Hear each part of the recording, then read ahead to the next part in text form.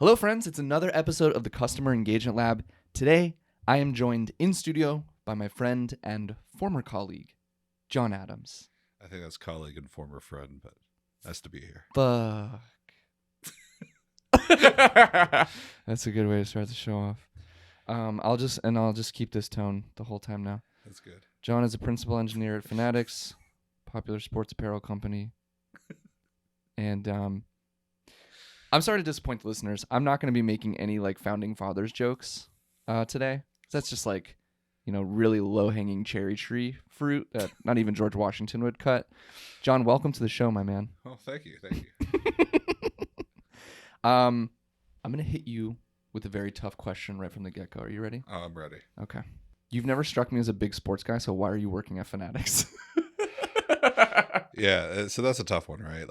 I think it was the actual position, Gotcha. The team, good people, good.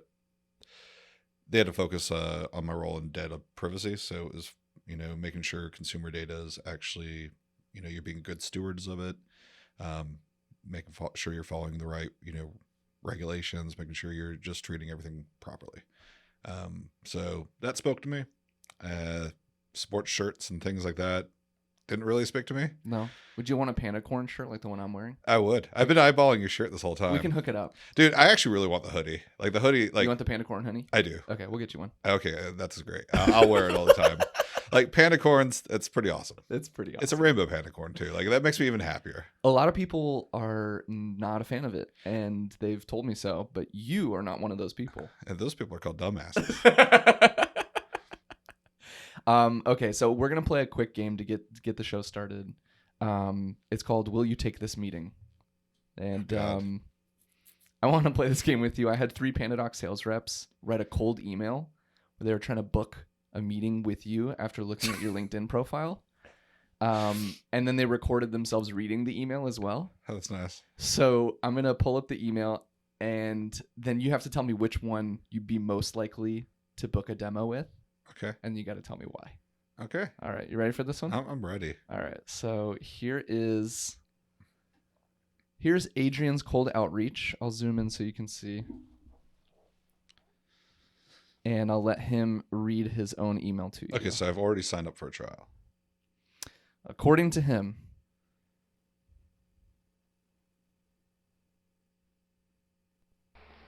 Hi John, I hope all is well with you. I see here that you started a trial with us. I just wanted to check how was your experience so far and if you have any questions. Our account executive would like to know if we can schedule a quick call to walk you through PandaDoc and show you how we can help you automate your document workflow for contracts, proposals, invoices, and e-signatures. You can also integrate PandaDoc with most of the CRM in the market to make your workflow better.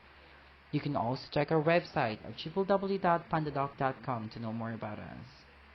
I have some time available this Friday. Can we squeeze in your calendar for a 30-minute call on that day? I look forward to hearing from you. Best, Adrian. all right. Thanks, Adrian. I also loved the triple W. Yes. Okay. So I was a hard no up until triple W. Triple W really won me over. But no, it's...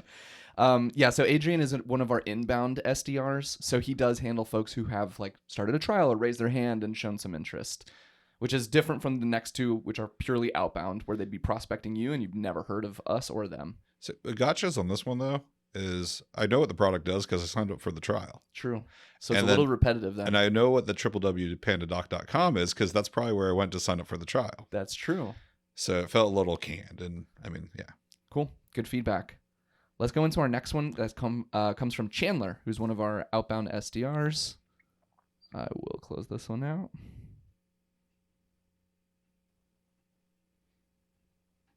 Triple W. Triple It's the W. first time I ever heard it. It's great. It makes me so happy. Founding father. F off. Here's Chandler. Hear ye. 7 years ago, the LinkedIn legend was born, John Quincy Adams. Misspelled Legend my has middle it name. that they rode magical unicorns across the... Wait, what? Misspelled my middle name. It's fine. Is it fine or is it not fine? It's fine. land to deliver the news.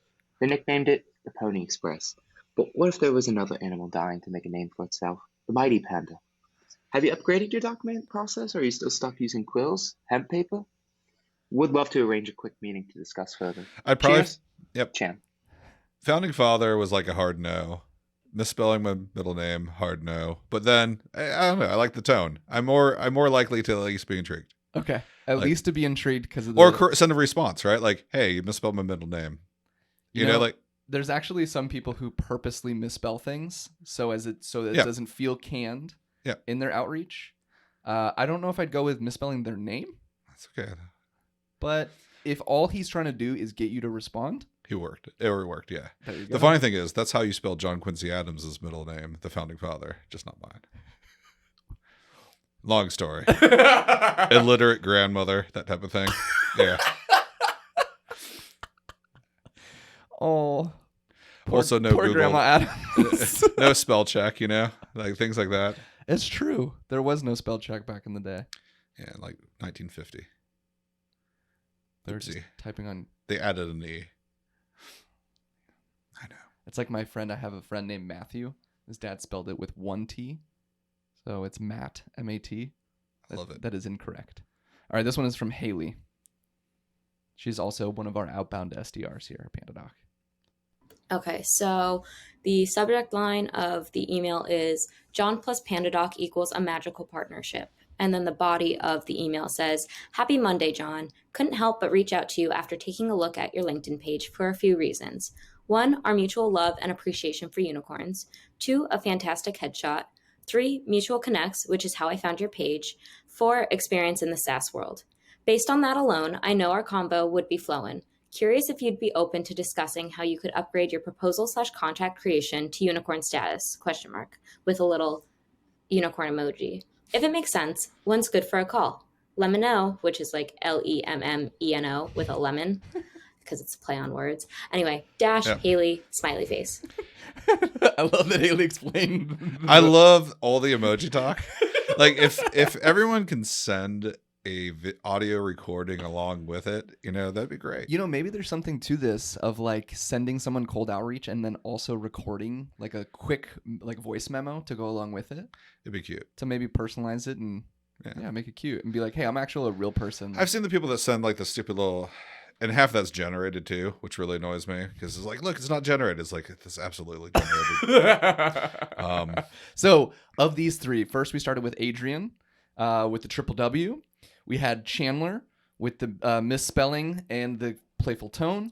And then we had Haley with the emoji talk and the explanation of her jokes. I'm absolutely Haley's the first, like rank 1 for me. Okay.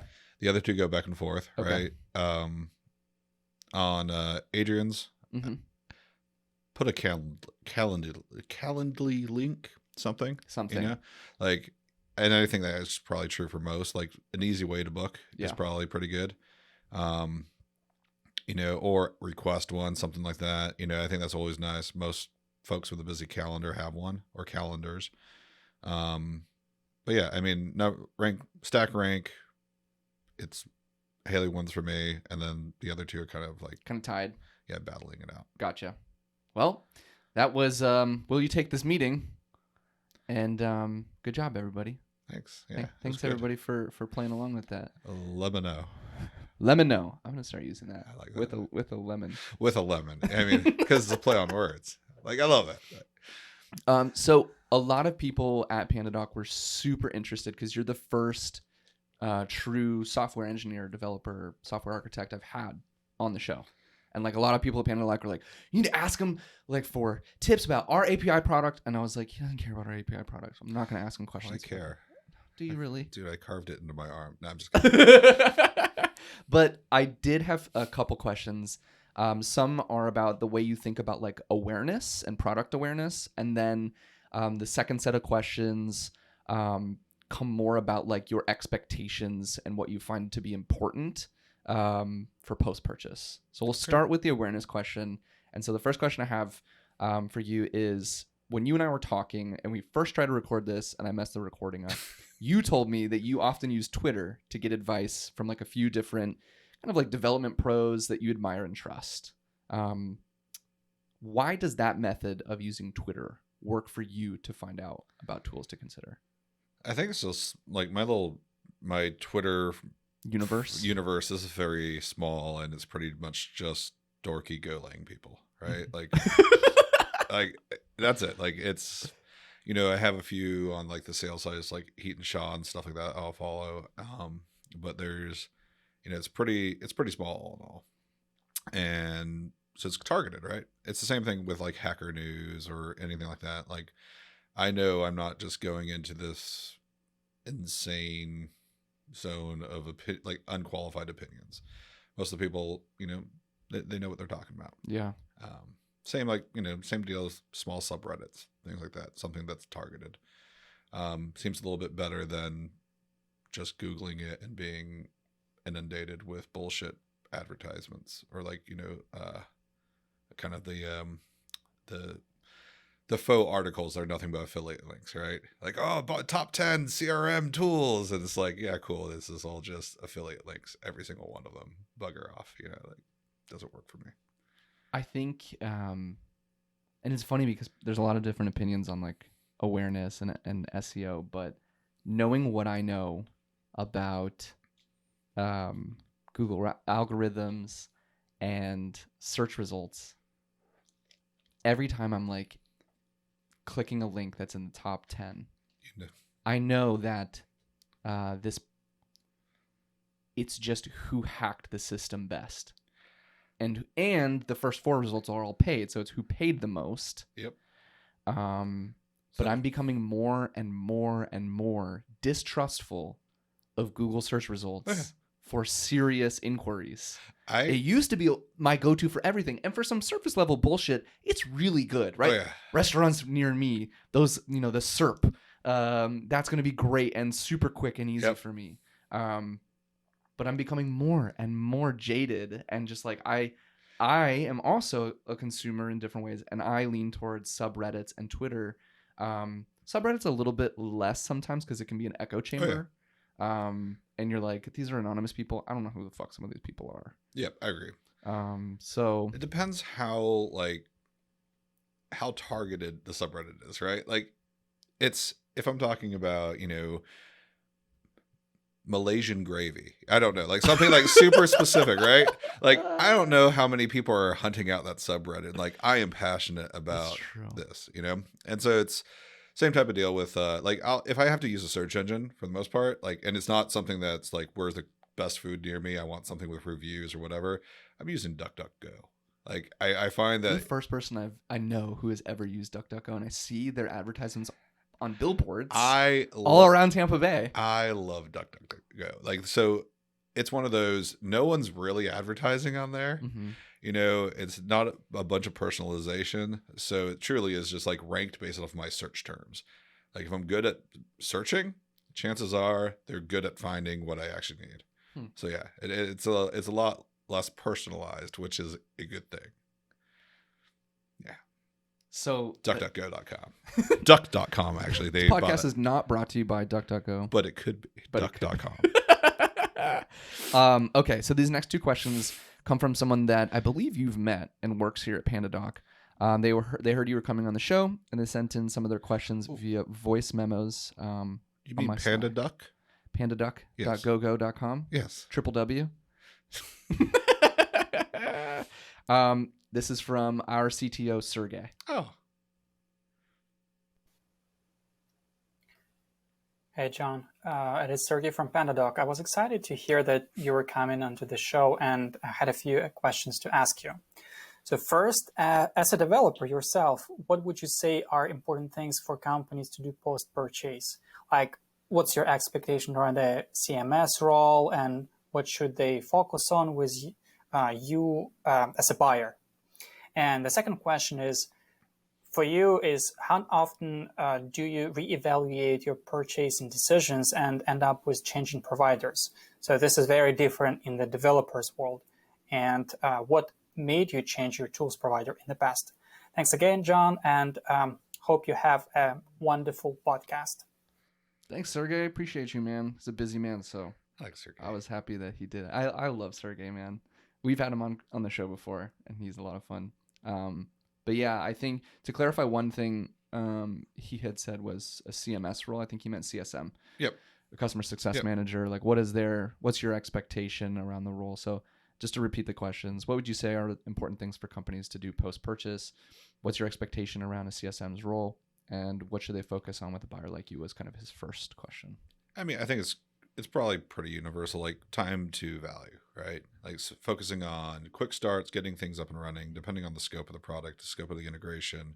Like I'm looking at, if I'm a developer, I want great documentation. I want to be pointed to easy documentation, easy little quick starts, but ones that aren't just like hello world, right? You want something that's like meaningful. How do I, sign my first document, through API integration, or how do I sign my first document through it like a web integration, that type of stuff.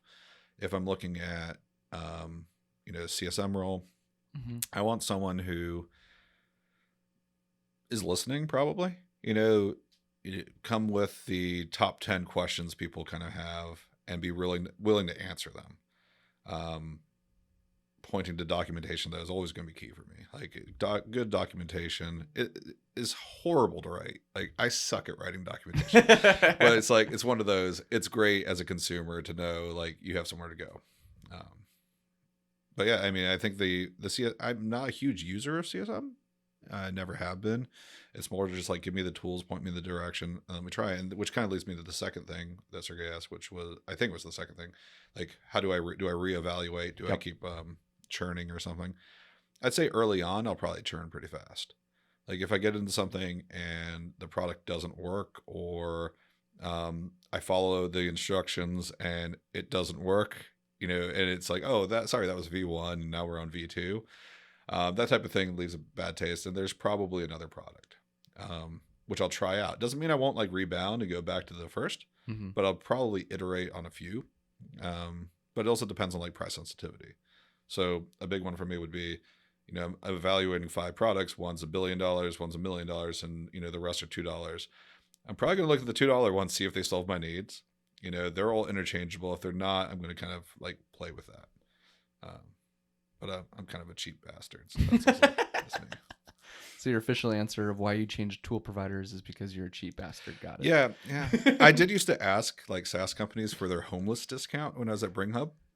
I'm like, do you guys have a homeless discount? Because like, imagine an account executive being like, yeah, like it's pretty bad. Like, also like, it sounds like so superficial, but it's like if you send me a shirt of your company and it's on like some Hanes, like freaking thick ass, horrible quality shirt, I'm pissed. Like I'm not happy. Like I can't tell you how happy you just made like our brand director. Dude, quality materials in your swag, like it's key. And you see when this companies start going public and stuff, they start cheapening it. And it's so gross. Like as an overweight developer, like, I want a soft shirt. Like I want a soft, comfortable shirt. I want it to look good. I don't want like it to be like an iron-on type of thing. I don't need puff paint. Like I just want a nice silk screened, true Bella to size canvas. Too. You true to size. Don't give me if it's a large and it's like all of a sudden this is like a medium. Don't give me that shit. I am extra medium. Okay, like I mean that is my. I order a large. I'm not even that big of a dude, and I want a large T-shirt. I want it to be a little bit big, and sometimes like I get these branded shirts, and it's like, and I'm like, yeah, it's bad. But yeah, sorry. I love that tangent we just went on because it's actually important for CSMs to pay attention to that too, and I think for a guy like Sergey, he's like, all jokes aside about like swag, understanding and getting in the head of like why you change tools of like if you didn't deliver on your product promise. Yep. Because either your documentation was incorrect, there was a flaw in the product. So ensuring that the introductory period, that onboarding goes smoothly, like that's critical. Yeah, and I think you're going to get different people. You're going to get people that want to be handheld through it, where the CSM is a super important role. Yeah. Yeah. For me, it's more give me the cheat sheet, give me the crib notes. I have a little bit of time here before I waste my team's time. Yeah. The CSM needs to like be intuitive about that though. They need to like in their first couple of interactions with you, be like, what kind of user are you going to be today, John? Yeah. Like, I need to know who I'm dealing with, like, and figure out, you know, are you a guy that's just like, give me the script notes, or are you a guy that's like, I need you to feed me, burp me, and take me through this entire thing. I just want a little shoulder pad. I want to be held like that when shit goes wrong. Like all the time. When I'm using a product and it goes wrong. Mm-hmm. So like Zappos is a good example. I ordered a pair of shoes. Actually, I ordered a pair of Birkenstocks. Ooh. I know. Flexing my real like Seattleite. Yeah. That's some PandaDoc money thrown around there. Yeah. $130 pair of sandals. I bought them and they were the wrong size. And I'm walking around in my house with them. And my fiance is like, you look like such an idiot. Those are like 2 sizes too big. So I called Zappos. And immediately was connected to a real human being who was empathic.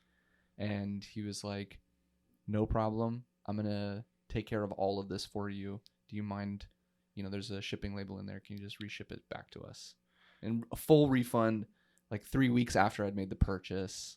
And it was like so seamless. I had a similar experience. I bought my wife this weird dinosaur necklace on ModCloth, right? It's like a dinosaur Christmas necklace. And I fat fingered the address. Right? So this necklace went somewhere in St. Petersburg. And it said it was delivered, and it was supposed to be delivered to Power Chord's office. Mm-hmm. I'm like, it's not here. Mm-hmm. So I went around, and I'm like, you know, first off, I should have probably thought, hey, you probably fat fingered the address. But I didn't. I'm like, I know the address. I've shipped so much stuff here. And kind of looking around, and finally call ModCloth, get put right through to a human. And they're like, yeah, let's verify the address. And they tell me the wrong address. I'm like, oh, I totally screwed that up. Yeah. They're like, no, that's okay. We'll send you a new one. What's the real address? Give them the real address. I'm like, do you need, they're like, no, you know, worst comes to worst, we can eat it. But usually people are pretty good and they're going to send it back. They're not going to receive. And I'm like, this is the craziest thing. Like they didn't shame me into, like it was a real person. It was easy peasy. And you know, it's one of those, like, had no problem buying from them again. I'm not exactly their target, like, clientele, I think, but it was one of those, like, it was a great experience. So dude, that's awesome. Yeah, it was awesome. And they were just like, yeah, it's fine. That reminds me of my experience with Chewy, the pet delivery app. I have bought the wrong shit thinking it was the right thing. And every time I'm immediately connected to a human on the phone or in chat, and they're always like, don't worry about it. We'll reimburse you. And I'm like, do I have to ship it back? They're like, no, please just go drop it off at an animal shelter. That's awesome. And I'm like I bought the wrong cat food. I didn't want to switch up food just in case it got my cat sick, kind of thing. That's happened multiple times. Where like I ordered an extra bag, fat fingered like the number of bags I was supposed to buy for my dog, and it was like a $60 bag of food, and I was like, damn. That's like half a Birkenstock. It's like half a Birkenstock. Oh shit. All right, so this next game I want to play with you is called Are You In or Are You Out? I'm going to give you a few statements, and you can tell me if you're in or out on these statements. Ready? Oh, I'm ready.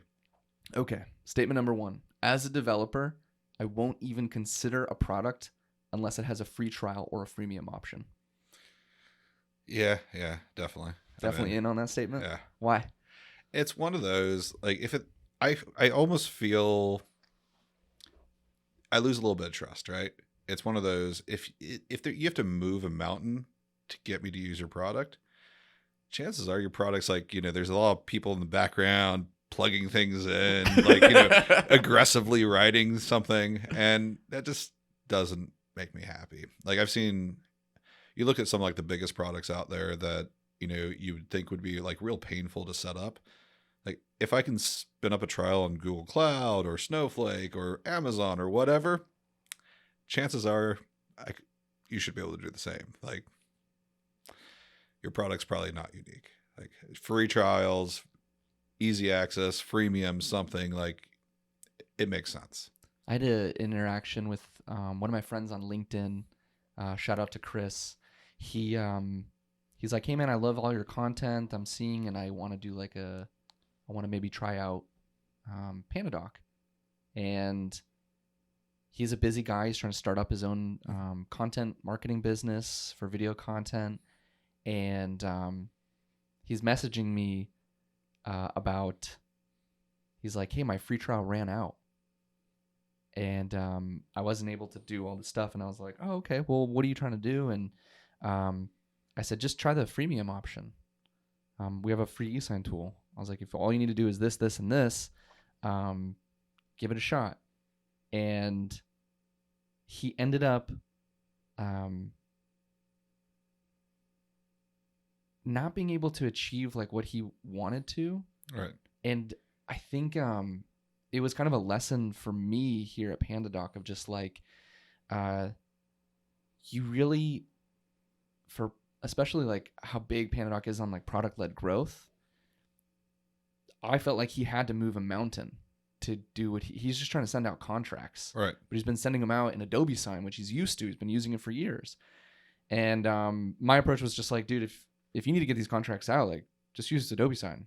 You can come back and try PandaDoc later, you know. And but I just was like, I wonder where he was like running into trouble. And I think we as a company need to figure out like where are people feeling stuck as soon as they jump into our product and they're like, oh. Well, quick thing with like I think crippled freemiums are also a problem. Like if you start looking at, you know, I get setting up different kind of products, right? You know, like you've got your starter product, your business product, your enterprise product, whatever. Mm-hmm. But you start looking at like a lot of them, you're making the assumption that like someone who's a startup might not have enterprise level problems. They might need SSO. You know, this is one of those things that are they going to be willing to pay 10x to get there? Probably not. So I think, you know, a lot of like the tiered pricing models are kind of flawed in that. I like, you know, I go into cloud providers. You know, you sign up for Google Cloud, you're not getting a crippled version of Google Cloud because you're spending less. What you're getting is like some free credits, right? You get some free usage tier. Mm-hmm. Same type of thing with AWS, same thing with like Snowflake. You know, some of these bigger ones, you're realizing that, you know, small companies, small developer, one-person shops could be having the same problems as, not SSO obviously, but like probably having the same problems as some of these enterprise dudes. So I don't know if that's something too. I don't know on the PandaDoc side if it's a crippled, like, you know, tiered features, unlocked features by level, but that could have been something too. Yeah, I think with him in his case, he's just so busy to like learn a new product. And I was like, don't try to learn a new product. I'd agree with that. A new tool when you're like needing to get shit done. Yeah, I think some of the feedback I've heard from people is that PandaDoc, you got to spend some time in it. And I think people don't realize that with certain business tools, like they're not as simplified or as easy as easy to use as like Google Docs. Yeah. But we've been using Google Docs since like what, 2006? I remember watching some people first start using Google Docs and it was painful. Yeah, so it's been around for a while. And I think because this guy was like, is just, you know, he was like, be straight with me. Is it easy to use? And I'm like, well, I use it all the time. So it's easy for me. But for you, you're probably going to need to take 15 minutes to actually focus, sit down, and get used to knowing what buttons you need to press to send out your contracts. And he was like, appreciate the honesty, man. I was like, I can walk you through it whenever you're ready, man. But if you need to get those contracts out, send them out. Yeah, don't let the tool block you. Yeah. Well, but that would also make me question, like, why the move to PandaDocs? Is Adobe not offering something? You know, why was he shopping? A good salesperson would have probably double tapped him and been like, you know, what are you frustrated with Adobe Sign? What's making you, just like you said, what's making you reconsider the tool? I didn't do that. It's okay. I'm not in sales. Me neither. All right. My next statement of are you in or are you out? As a developer, actually, this is really relevant to what we were talking about earlier. As a developer, product documentation must include really good YouTube videos. I'd say like the big thing for me with I can read the documentation, I pick it up fast. Yeah. Different people have different needs. You know, some are auditory learners, some are visual learners. It's probably important to have that, but for me, it doesn't really It's not make or get. Like I won't not use your product because there's not a YouTube video. Okay, so you're out on that one, on that bold statement I made. Yeah. Okay, good to know. I was reading the comments. I love reading comment sections on YouTube videos, and this person wrote, "I can read so much faster than this person explaining it to me in a video."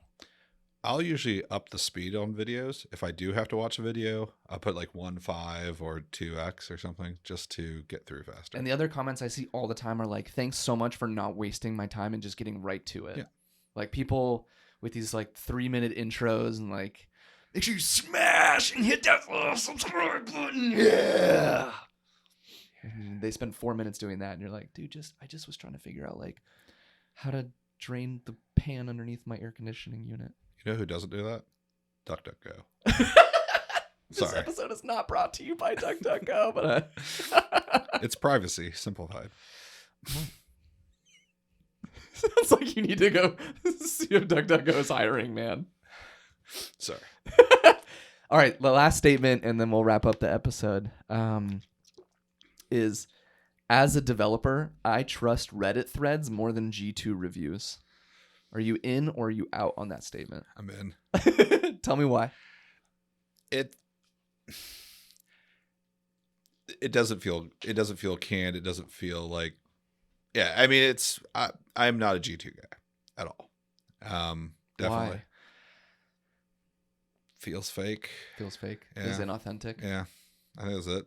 It's one of those, you know, I can, like I said, I can process things. I can read through a bunch of comments. I can get through awesome dad jokes. You know, there'll always be some awesome dad jokes in some Reddit, thread. But I don't know. Just it's simple.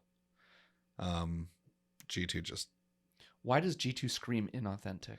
And like, what could they do? I honestly don't know. Like, it just, that wouldn't even be in my top 100 places to like go for a review. I think it's just like my distaste for review sites in general. Mm-hmm.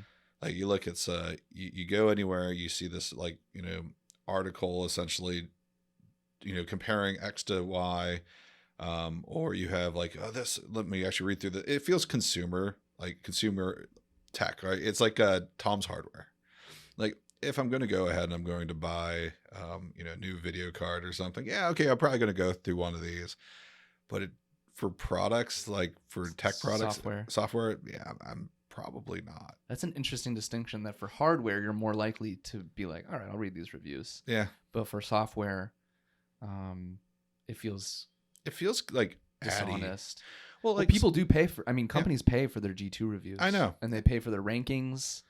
And I think that's the thing. It's like, it feels like, you know, it feels like advertorial, right? Like I'm looking at some editorial advertising.